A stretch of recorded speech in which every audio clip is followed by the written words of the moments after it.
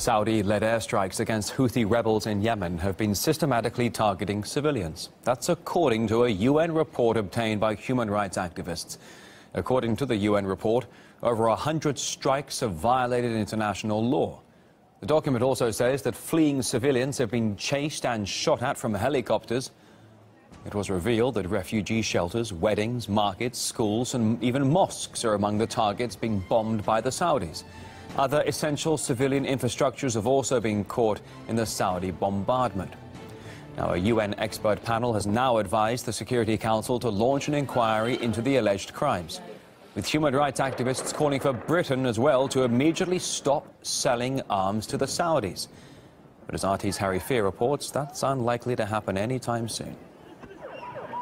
At this week's Prime Minister's Questions, the opposition leader called for an immediate inquiry into UK arms sales to Saudi, given these latest grim reports that the Saudi-led coalition in Yemen has been apparently targeting civilians. But Cameron didn't take up that call and instead reiterated his scripted line, which is almost identical to the one from last week, instead saying Britain has some of the most stringent arms control procedures of anywhere in the world.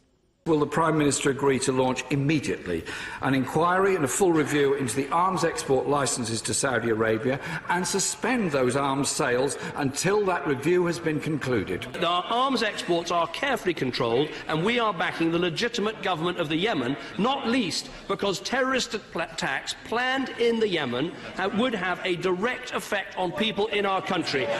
But this isn't the first time Cameron's ignored calls to suspend arms sales to Saudi Arabia. Just last week, a Scottish nationalist leader in Westminster accused Cameron of effectively taking the UK itself into a war in Yemen. Let's recap that. Thousands of civilians have been killed in Yemen, including a large number by the Saudi Air Force. That's right. And they've done that using British-built planes with pilots who are trained by British instructors, who are dropping British-made bombs and are coordinated by the Saudis in the presence of British military advisors. Well, earlier this month, it was revealed that the UK's arms sales to Saudi Arabia have been more than flourishing. They increased in 2015 more than 100 times, sales worth in excess of £1 billion. But despite all this heat on the UK-Saudi relationship, it appears that the bond between the countries, a bloody bond, critics would say, is unbreakable, at least under Cameron's Conservative administration for now. Saudi Arabia began its bombardment in Yemen last year to aid the former president ousted by the Houthis. But with civilian casualties rising, questions are mounting over possible double standards from Riyadh.